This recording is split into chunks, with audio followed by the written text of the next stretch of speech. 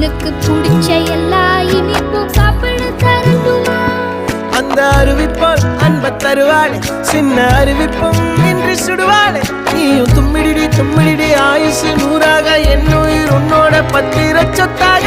என் பார்வை உன்னோடு, உன் பொம்மை கண்ணோடு, பேசாமல் விண்ணோடு நாம் மிதந்து போவோம். காதாரா அடியாலும்